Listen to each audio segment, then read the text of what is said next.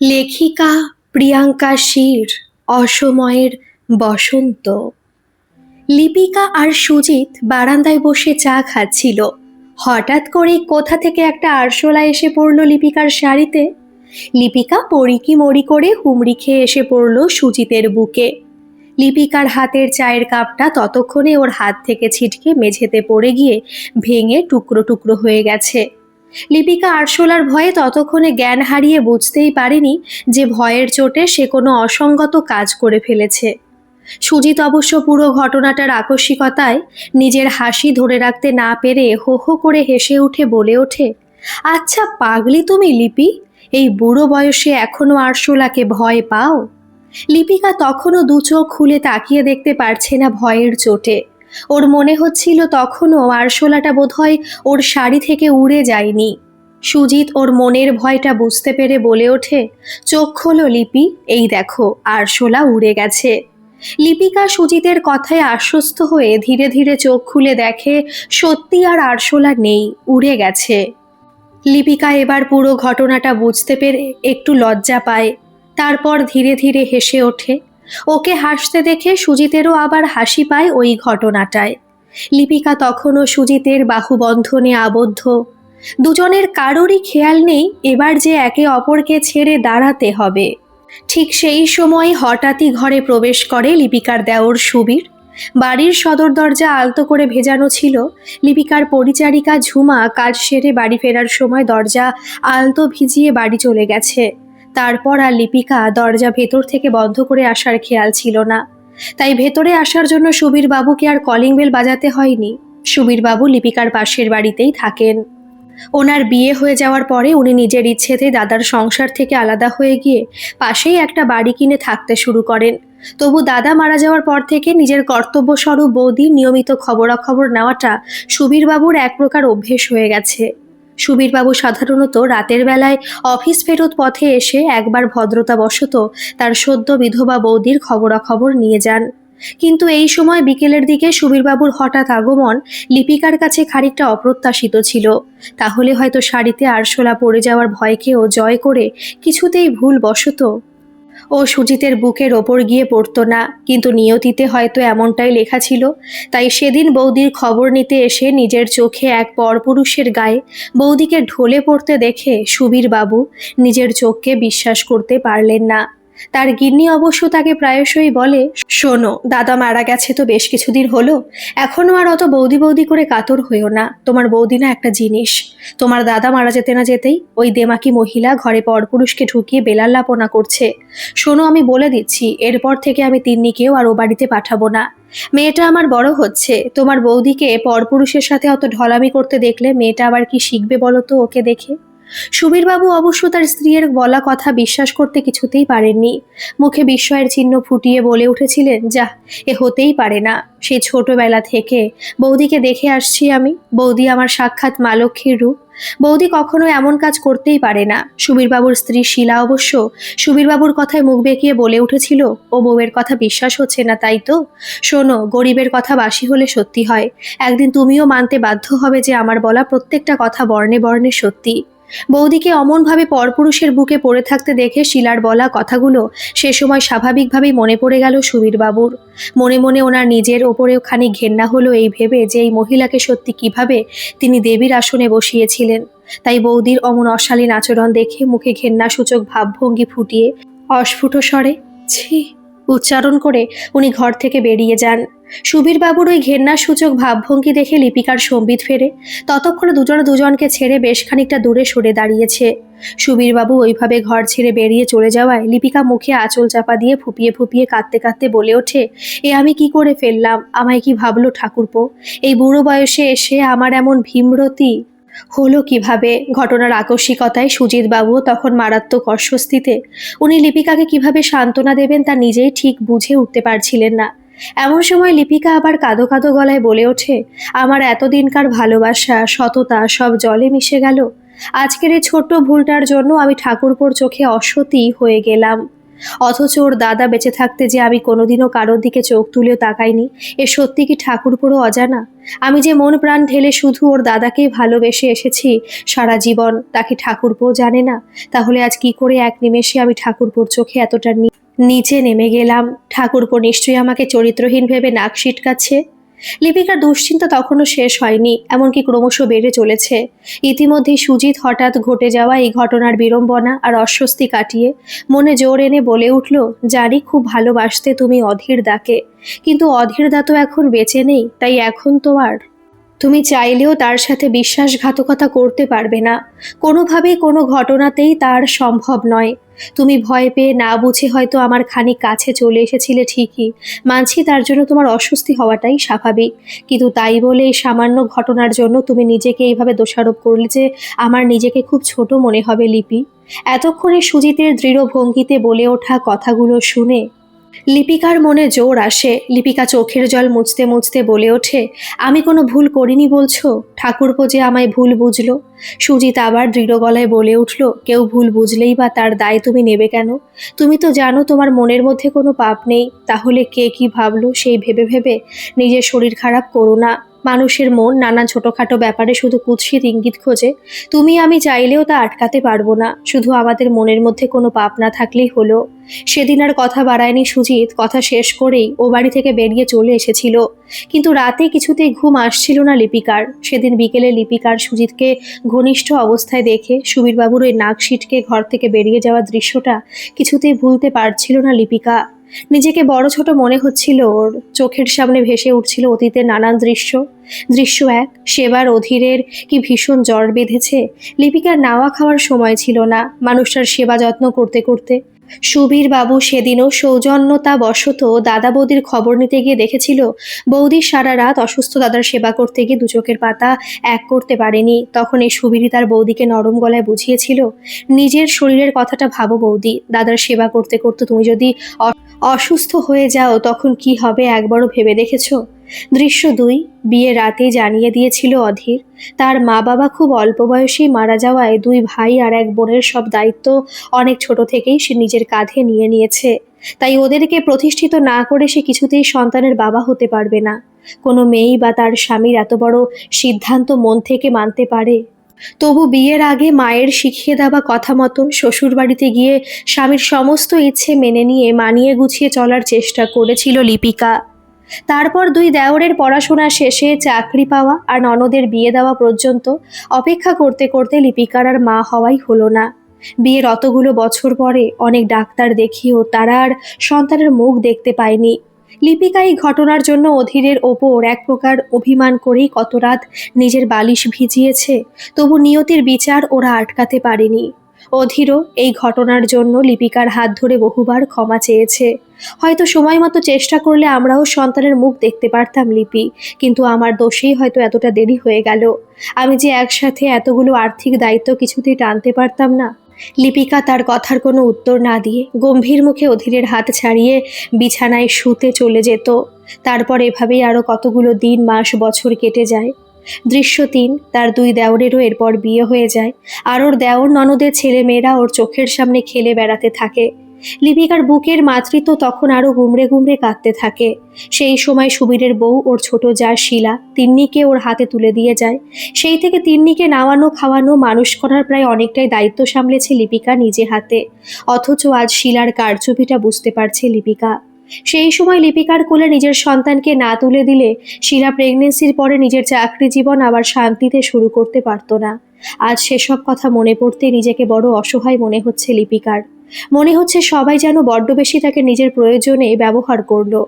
এখন আর শিলা তিন্নিকে লিপিকার কাছে আসতে দেয় না। মেয়েটা দূর থেকে লিপিকাকে দেখে বমা বম্মা করে, একটু চেঁচালে ওর কান ধরে টেনে এনে ঘরের ভিতর ঢুকিয়ে নেয় শিলা। অথচ এই পরিণতির জন্যই কি লিপিকার সারা জীবনের অজস্র অবদান মিশে রয়েছে তার শ্বশুরবাড়ির সকলের জীবনে? আর উত্তর মেলায় না লিপিকা। উত্তর মেলাতে গেলেই যে বুকের ভেতর এক অদ্ভুত কষ্ট হচ্ছে তার। মনে হচ্ছে অধীর সবার প্রতি তার কর্তব্য পালন করে গেছে, শুধু লিপিকার বেলাতেই মানুষটা যেন ঠিক থেকেও তার সাথে ছিল না। কিন্তু একথা কাকে বুঝিয়ে বলতো লিপিকা? কেউ তো তার এই কথার মূল্য বুঝতো না। বাপের বাড়িতে বেড়াতে গেলে লিপিকার মা প্রশ্ন করত, হ্যাঁ রে মা, জামাই ভালো হয়েছে তো? লিপিকা এই প্রশ্নের কি উত্তর দিত? যদিও উত্তরে বলতো, না মা, তোমার জামাই ভালো হয়নি। মা পাল্টা প্রশ্ন করত, কেন? জামাইয়ের কি চরিত্র খারাপ? জামাই কি মদ খায়, নেশার ঘরে তোকে মারধর করে? এই একটা প্রশ্নের উত্তরও হ্যাঁ ছিল না। কিন্তু সেই মানুষটা কি সত্যি সুখী করতে পেরেছিল লিপিকাকে? এই জটিল প্রশ্নের উত্তর বোঝা সম্ভব ছিল না কারোর পক্ষেই। তাই লিপিকা নিজের যন্ত্রণা নিজের বুকেই আটকে রেখে এসেছে চিরকাল। এমনকি বাপের বাড়িতে গিয়ে নিজের মায়ের কাছেও স্বামীর নামে নিন্দে মন্দা করতে যায়নি কখনো লিপিকা। সময়ের সাথে সাথে কবে যেন বুঝতে শিখে গেছিল লিপিকা, মেয়ের বিয়ে দিয়ে বাবা মায়েরা কোথাও যেন একটা স্বস্তি বোধ করে, যেন একটা বড় দায়িত্ব থেকে মুক্তি পেয়ে গেল তারা। সেই মেয়েই যদি বিয়ে হয়ে যাওয়ার পরেও বাপের বাড়িতে গিয়ে স্বামীকে নিয়ে ঘ্যান ঘ্যান করে, সেই মেয়ের মা বাবা তখন দায়িত্ব নামক যন্ত্রণা থেকে মুক্তি পেয়েও মুক্তি পায় না। তাই তার মায়ের কাছে সো কল্ড ভালো জামাই অধীরের অন্যায়গুলো ঠিক কোনো দিন বোঝানোর চেষ্টাও করেনি লিপিকা। কারণও জানতো বোঝানোর চেষ্টা করলেও তো সবাই বুঝবে না। আজও সবার কাছে একটা অসুখী দাম্পত্যের সবচাইতে বড় কারণগুলো হয়ে রয়েছে একটা মানুষের চরিত্রহীনতা বা মাতাল হয়ে এসে বউকে মারধর করা। কিন্তু যে মানুষ চরিত্রহীন নয়, মাতালও নয়, বউকে দুটো খারাপ কথা বলে অপমানও করে না, বউকে ছেড়ে গিয়ে অন্য মেয়ের সাথে সম্পর্কও করে না, সে মানুষকে কি সত্যি তার স্ত্রীর প্রতি কোনো অন্যায় থাকে না? এই যে এতগুলো বছর ধরে লিপিকা শুধু অধীরের কথায় মাথা নাড়া পুতুল হয়ে অধীরের দায়িত্ব কর্তব্য পূরণের ছায়া সঙ্গী হয়ে এলো, বদলে লিপিকা কি পেয়েছে অধীরের কাছ থেকে? কোথাও না কোথাও অধীরও কি লিপিকাকে বঞ্চিত করেনি? কোনোদিন হয়তো রাগ করে দুটো কটু কথা শোনায়নি লিপিকাকে, কারণ ও জানতো লিপিকা অধীরের ভাই বোন, এই সংসারটাকে বড্ড বেশি নিজের করে নিয়েছে। কিন্তু কোনোদিন লিপিকার মন ভালো রাখতে হঠাৎ করেই একগোছা রজনীগন্ধা কিনে এনে ওকে সারপ্রাইজ দিয়েছে অধীর। লিপিকার পছন্দের শাড়ি, পারফিউম, কবিতার বই কিছুই কি মনে থাকতো অধীরের? লিপিকা অবশ্য কখনই আর 5টা বউয়ের মতো শাড়ি গয়নার বিশাল একটা বায়না করেনি অধীরের কাছ থেকে। কিন্তু কখনো কি ওর মধ্যে এই ইচ্ছেটুকুও দেখেছিল লিপিকা, কি করলে লিপিকাকে একটু ভালো রাখা যায়? সেই চেষ্টা করছে অধীর। লিপিকা ঘর সাজাতে খুব ভালোবাসতো। অধীর কোনোদিন কি সেদিকে নজর রেখে ওকে দুটো ঘর সাজাবার জিনিস কিনে এনে দিয়েছে? এইটুকু খেয়াল রাখা কি নিজের স্বামীর কাছে খুব বেশি চাওয়া ছিল লিপিকার? বিয়ের পর লিপিকা নিজের নাটক, সিনেমা দেখার শখগুলো প্রায় সব বিসর্জন দিয়েছিল। অধীরে সিনেমা থিয়েটারের প্রতিও বিশেষ টান ছিল না। তাই ছুটির দিনে লিপিকাকে কোনোদিন কোনো জায়গা থেকে ঘুরিয়ে নিয়ে আসা বা সিনেমা দেখাতে নিয়ে যাওয়ার কথাও ভাবেনি কখনো অধীর। বড্ড বেশি উদাসীন ছিল লিপিকার প্রতি। আজ পুরনো সব কথা মনে পড়তেই লিপিকার একটাই কথা মনে হচ্ছে, ও অধীরের কাছে আসলে ছিলটা কি? ওর দায়িত্ব কর্তব্য পূরণ করার একটা হাতিয়ার মাত্র। কিন্তু বদলে অধীরেরও কি উচিত ছিল না লিপিকার ছোট ছোট ইচ্ছে অনিচ্ছে চাওয়া পাওয়া সব দুঃখের দিকে নজর দেওয়া? ওর জন্মদিন তো বেশিরভাগ সময় ভুলেই যেত অধীর, অথচ নিজের ভাই বোনদের জন্মদিন কিন্তু ঘটা করে পালন করতে কোনোদিন ভুলতো না। লিপিকার এই নিয়ে কোনো অভিযোগও ছিল না যে ওর জন্মদিন ঘটা করে পালন করতে হবে। কিন্তু তাই বলে কি স্বামীর কাছ থেকে এইটুকু প্রত্যাশা করাও খুব বেশি ছিল? যে মানুষটার পরিবারের জন্য সে নিজের সারাটা জীবন উৎসর্গ করে দিচ্ছে, সেই মানুষটা কোনোদিন নিজে হাতে তার প্রিয় কবিতার বইটা কিনে এনে উপহার দেবে তাকে তার জন্মদিনে? অধীর নিজে কবিতা নাই বুঝতে পারে, কিন্তু যে মানুষ নিজের পছন্দের বাইরে গিয়েও নিজের জীবন সঙ্গীর পছন্দ অপছন্দের খেয়াল রাখতে পারে, সেই বোধহয় প্রকৃত ভালোবাসতে পারে। আর এই ভালোবাসাটাই বোধহয় কোনোদিনই পাওয়া হলো না লিপিকার। আজ না চাইতেও লিপির চোখের সামনে একের পর এক পুরনো স্মৃতির ভিড়। লিপির খুড়তুতো ভাই বাবলুকে লিপি খুব ভালোবাসতো। বাবলু এখন কর্মসূত্রে বিদেশে, তাই ওর সাথে এখন আর বিশেষ যোগাযোগ নেই লিপিকার। কিন্তু বিয়ে হয়ে যাওয়ার পরে লিপিকার একটাই আবদার ছিল অধীরের কাছে, বাবলুকে একদিন নেমন্তন্ন করে খাওয়াতে হবে। অথচ লিপিকার এই সামান্য আবদারটুকুও কেমন অবলীলায় ভুলে গেছিল অধীর। অফিস যাওয়ার সময় সুবীরের স্কুল ব্যাগ কিনতে হবে, আবিরের ক্রিকেট ব্যাট লাগবে, রিমার গানের স্কুলে টিউশন ফি দিতে হবে, ইত্যাদি সমস্ত ব্যাপারের দায়িত্ব লিপিকাকে মনে করিয়ে দিয়ে অফিস চলে যেত অধীর। অবাক হতো লিপিকা এই ভেবে নিজের ভাই বোনদের জন্য কি কি করতে হবে সব মনে রাখলে তুমি, অথচ আমার একটা মাত্র ভাইকে আমি যে একবার রেঁধে খাওয়াতে চেয়েছিলাম সে কথা তুমি বেমালুম ভুলেই গেলে। এভাবে কত শত অভিমান বুকের মধ্যে লুকিয়েই লিপিকা এতগুলো বছর সংসার করে ফেললো অধীরের সাথে। আত্মীয় স্বজন, প্রতিবেশী, বন্ধু বান্ধব, এমনকি লিপিকার নিজের মাও জানতো যে লিপিকা অধীরের সাথে খুব সুখী হয়েছে। কিন্তু আদৌ কি তাই? সত্যি এই প্রশ্নটা নিজেকে আড়ালে করতেও আজও ভয় পায় লিপি। না জানি অতীতের পাতা থেকে আবার কী সব অস্বস্তিকর অভিজ্ঞতাদের উৎপাত শুরু হবে। তবে অধীর তবু তো তার ভাই বোনদের প্রতি নিজের কর্তব্য সারছিল, কিন্তু ঠাকুরপো, সে তো লিপিকার ছোট দেওর হয়। বিয়ে হয়ে এ বাড়িতে আসা ইস্তক লিপিকার কাছে সুবীরও নিজের ভাই হয়েই ছিল। কিন্তু সেই ছেলেটাই বা লিপির ভালোবাসার কি দাম দিল? প্রত্যেক দিন সন্ধেবেলায় নিজের দেওর ননদকে পড়তে বসাতো লিপিকা। সুবীর যখন পরীক্ষায় ভালো রেজাল্ট করেছিল, গর্বে বুক ভরে উঠেছিল লিপিকার। মনে হয়েছিল এ যেন লিপিকার নিজের জয়। সুবীরও তখন আনন্দের দিশেহারা হয়ে বলেছিল, বৌদি, তুমি না থাকলে আজ এই সাকসেস সম্ভব ছিল না। আর আজ সেই ছেলে লিপিকাকে সুজিতের বুকে পড়ে যেতে দেখে নাক সিটকে চলে গেল। কথাটা ভাবতেই লিপিকার বুকের ভেতরটা কেমন যেন মোচড় দিয়ে উঠল। লিপিকার নিজের অজান্তে ভেবে উঠল, কেন কেউ এইভাবে ভাবতে পারল না? বৌদিরও তো নিজের একটা জীবন আছে। যদি ওভাবে সুজিতের বুকের ওপর পড়ে যাওয়ার ব্যাপারটাই পুরোটাই কাকতালীয় ছিল, তবু যদি ওই ঘটনা ইচ্ছাকৃতভাবেও ঘটতো, তাহলেও কি একবার এইভাবে সত্যি ভাবা যেত না? দাদার অবর্তমানে বৌদিরও তো নিজের জীবনটা বাঁচার অধিকার আছে। কেন লিপি এত সহজে সবার কাছে কুলোটা হয়ে গেল বুঝতে পারছে না লিপি। কখন যেন নিজের অজান্তেই ওর চোখ বেয়ে গড়িয়ে পড়ছে অবাধ্য অশ্রুধারা। দুদিন আগে ওর ননদ রিমা ফোন করে বলছিল, বৌদি, তোমার হাতের পায়েস জাস্ট অসাধারণ। এবার না আমার ছেলেটার জন্মদিনে তুমি পায়েসের সাথে সাথে একটা চকলেট কেক বানিয়েও পাঠিয়ে দিও প্লিজ বৌদি। লিপিকা তো ভালোবেসেই করে এগুলো তার ননদ দেওরদের জন্য।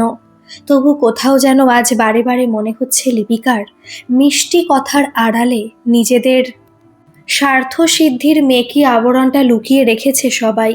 সবাই দুটো মিষ্টি কথায় ভুলিয়ে সারা জীবন লিপিকাকে দিয়ে নিজের কার্যসিদ্ধি করে এসেছে। রিমার আবদার, ওর ছেলের জন্মদিনে ওর জন্য পায়েস, চকলেট কেক বানিয়ে পাঠাতে হবে, ওর জন্য সোয়েটার বুনে পাঠাতে হবে। কিন্তু রিমা কি কখনো ভেবেছে দাদা চলে যাওয়ার পরে বৌদিটা কি নিয়ে বাঁচবে? বৌদির তো সন্তানও নেই। আর আজ যখন লিপিকা ওদের সন্তানকে নিজের সন্তান ভেবে বুকে টেনে নিতে যায়, তখন অজান্তেই ওর মন বলে ওঠে, তুই আসলে কোনোদিনই এই বাচ্চাগুলোর মা হতে পারবি না। ওরা তোকে মিষ্টি কথায় ভুলিয়ে নিজের বাচ্চাদের আয়ার কাজটা করিয়ে নিচ্ছে। লিপির মাথায় হিং টিং ছট প্রশ্নগুলো ঘুরছিল, অথচ একটা প্রশ্নেরও কোনো উত্তর নেই ওর কাছে। অধীরের মালা পরানো ছবিটা সামনের দেওয়ালেই টাঙানো ছিল। আলো আধারিতে বড় মায়াবী লাগছিল অধীরের ছবিটা। লিপি নিজের অজান্তেই সেই ছবির সামনে দাঁড়িয়ে প্রশ্ন করে উঠল, তুমি চলে যাওয়ার পরেও আজও কেন বলো তো আমি শুধুমাত্র তোমার ছায়াসঙ্গী হয়েই রয়ে গেলাম? না সেদিন আমার নিজের জীবনটা বাঁচার অধিকার ছিল, না আজ আছে? যদি সত্যি থাকতো তাহলে আজকে তোমার ভাই আমায় সুজিতের সাথে দেখে নাক সিটকে মুখ বেঁকিয়ে চলে যেতে পারতো না। কেন বলো তো তোমার অস্তিত্ব আজও আমার সাথে এতটা মিশে আছে? তুমি চলে যাওয়ার পরেও কেন তোমার ভাই বোন আজও আমার জীবনের সাথে এতটা অঙ্গাঙ্গিভাবে জড়িয়ে আছে? আমার নিজের অস্তিত্ব বলতে আজও আলাদা করে আর কিছু তৈরি হলো না। শ্বশুরবাড়ি শব্দটাকে আমি বড্ড বেশি নিজের অস্তিত্বের সাথে মিশিয়ে ফেলেছি। বিয়ের পর একজন কর্তব্যরতা স্ত্রীর মতো নিজের সমস্ত দায়িত্ব কর্তব্য পালন করতে করতে কবেই যেন নিজেকে এই প্রশ্নটা করে উঠতে ভুলে গেছিলাম, আদৌ কি তোমায় কখনো সত্যি ভালোবাসতে পেরেছিলাম আমি? যে মানুষটাকে আমি প্রতি মুহূর্তে আমার প্রতি উদাসীন হতেই দেখে এলাম, তার প্রতি মন থেকে সত্যিকারে ভালোবাসাটা আসে কি করে আমার? হয়তো আমি যেটাকে ভালোবাসা ভাবতাম তা আসলে একজন বিবাহিতা নারীর তার স্বামীর প্রতি করা কর্তব্য ছাড়া আর কিছুই ছিল না। কিন্তু এসব কথা ভাবতেই মনে হলো লিপিকার, কিন্তু সুজিত, তার সাথেই বা লিপিকার সম্পর্কটা আসলে কি? সুজিত যে সেদিন ওর জন্য ওর প্রিয় কবিতার বইটা কিনে নিয়ে এলো, সেদিন কি এতটুকুও ভালো লাগেনি লিপিকার? কিংবা যেদিন লিপিকা জ্বরে কাতরাচ্ছিল সেদিন সুবীর তার শ্বশুর বাড়িতে বেড়াতে গেছিল, আর লিপিকার আরেক দেওর আবির আর ননদ রিমা নিজেদের প্রয়োজনের বাইরে গিয়ে কোনোদিনই বৌদির খবরাখবর নেয়নি। তাই লিপিকার খবর নেওয়ার মতো সেদিন কেউ ছিল না। লিপিকার বাপের বাড়ি বলতেও এখন আর বিশেষ কেউ নেই। তার বাবা মাও বহুদিন হলো মারা গেছে। কিন্তু সেদিন তো ঝড় জল মাথায় নিয়ে একমাত্র সুজিতই অফিস ফেরত অত রাতে এসে তার খবর নিয়ে গিয়েছিল। কিন্তু কোনোদিন তো এই মানুষটা তার পরিস্থিতি বা একা থাকার সুযোগ নিতে চায়নি। কেন সুজিতকে দেখলে মনে হয় লিপিকার যেন লিপিকার দুঃখ কষ্ট যন্ত্রণাগুলো সঙ্গী হতে পারলেই যত শান্তি সুজিতের, বদলে যেন ওর কিছুই চাওয়ার নেই লিপিকার কাছ থেকে। অধীরে রেখে যাওয়া টাকাতে লিপিকার ভালো মতো চলে যায় ঠিকই, কিন্তু এই বয়সে এসে আর্থিক অভাবের থেকেও অনেক বেশি মানসিক যন্ত্রণাগুলো ভোগায়। নিজের মনেই হঠাৎ ভেবে ওঠে লিপি, কিন্তু সুজিতকে নিয়ে এই মাঝ বয়সে এসে এই রকম ভাবনাগুলো বোধহয় বড্ড অন্যায় না? সুজিত যে বলে গেল তাদের মনে কোনো পাপ না থাকলেই হলো, কথাটা ঘুরে ফিরে মাথায় আসছিল। লিপিকার পাপটা আসলে কি?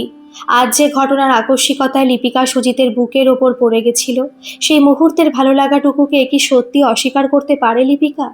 অথচ এই স্বীকারোক্তির মধ্যেই তো পাপ কথাটির অস্তিত্ব লুকিয়ে আছে। তাহলে ওর ঠাকুরপো যে ঘটনা দেখে নাক সিটকালো, তার মধ্যে সত্যি কোনো অন্যায়, কোনো পাপ লুকিয়ে ছিল তাহলে? তাই কি এতটা অপরাধ বোধ তাড়া করে বেড়াচ্ছে লিপিকাকে? কিন্তু সে তো মাঝবয়সী নিঃসন্তান বিধবা মানুষ, তাকে তো এসব মানায় না। লোকে এসব শুনলে কি বলবে? কিন্তু সেদিনের পর থেকে সুজিত কেমন যেন এ বাড়িতে আসা বন্ধ করে দিয়েছে। ওর মনেও কি তাহলে পাপের অস্তিত্ব প্রকাশ পেয়েছে কোনোভাবে? সে রাত্রে আর ঘুম আসে না লিপিকার। বিছানা ছেড়ে উঠে বসেছে লিপিকা, দরদর করে ঘামছে। হঠাৎ করেই ঘরের আলো জ্বালিয়ে আয়নার সামনে গিয়ে দাঁড়ালো লিপিকা। মুহূর্তে মনে পড়ে গেল ওর বিকেলবেলার ওই হঠাৎ স্পর্শটুকু। লিপিকার মন এক অদ্ভুত আবেশে ভরে উঠল স্পর্শটুকু মনে পড়তেই। হঠাৎই এক অদ্ভুত অনুভূতি হলো লিপিকার, যদি ভুলই হবে, অন্যায় হবে সবকিছু, তাহলে এত কেন অজানা আনন্দে ভরে উঠছে লিপিকার মন? 5 দিন হয়ে গেল তারপর থেকে সুজিত আর আসেনি লিপিকার কাছে দেখা করতে। এমনকি ফোন করে একটা খবরও নেয়নি ওর। লিপিকা অবশ্য সেদিনের পর থেকে ওই হঠাৎ করে পাওয়া স্পর্শটুকু কিছুতে ভুলতে পারেনি। দিনে রাতে বারে বারে ওই স্পর্শটুকু মনে পড়ছিল লিপিকার। যেন ওই স্পর্শের গন্ধে লিপিকার আবার নতুনভাবে বেঁচে ওঠা। না হলে স্বামী মারা যাওয়ার পরে লিপিকা যে এতদিন মৃত মানুষ হয়ে বেঁচেছিল। ওর প্রাণটা ধুকপুক করছিল ঠিকই, কিন্তু মানুষটা তো ভেতর থেকে কবে যেন মরেই গেছিল। সুজিতের অনুপস্থিতিতে বাড়িটা বড় খা খা করছিল। লিপিকা নিজের মনকে শক্ত করে সেদিন বেরিয়ে পড়ে সুজিতের বাড়ির উদ্দেশ্যে। যাওয়ার আগে ওকে একবারও ফোন করেনি। সুজিত অবশ্য হঠাৎ করে লিপিকাকে নিজের বাড়িতে দেখে এতটুকু অবাক না হয়ে অভ্যস্ত গলায় বলে ওঠে, কি খাবে বলো, চা না কফি? এই অধম কিন্তু চাটা মন্দ বানায় না, একবার ট্রাই করে দেখতে পারো। সুজিতকে দেখে মনে হলো লিপিকার সেদিনের ঘটনা যেন একেবারে বেমালুম ভুলেই গেছে সুজিত। লিপিকা একটু অভিমানী স্বরে বলে ওঠে, ওসব পরে হবেক্ষণ, এখন বলো তো এতদিন কেন যাওনি ও বাড়িতে? সুজিত এবার কৌতুকের স্বরে মৃদু হেসে বলে ওঠে, যদি আপনার শাড়িতে ভুল করে আবার আরশোলা পড়ে যেত, আপনি যে আমায় নির্ঘাত শুলে চড়াতেন তাহলে ম্যাডাম। কথাটা বলে সুজিত দরাজ গলায় হো হো করে হেসে ওঠে। এবার সত্যি লজ্জা পায় লিপিকা। আরক্ত হয় ওর মুখ।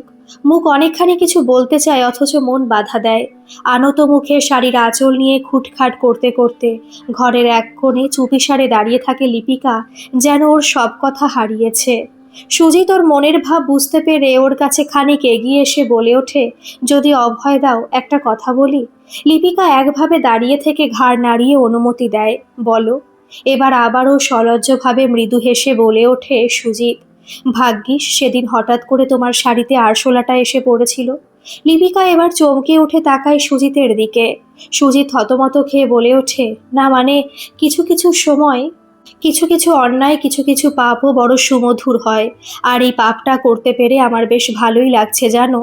বড় নিঃসঙ্গ একাকী জীবন তো। শ্রীতমা মারা যাওয়ার পর থেকে আমিও বড় একা হয়ে পড়েছিলাম। ওর শারীরিক অসুস্থতার জন্য আমাদেরও আর সন্তানের মা বাবা হয়ে ওঠা হয়নি। অধীরদার আমি একই অফিসের কলিগ ছিলাম।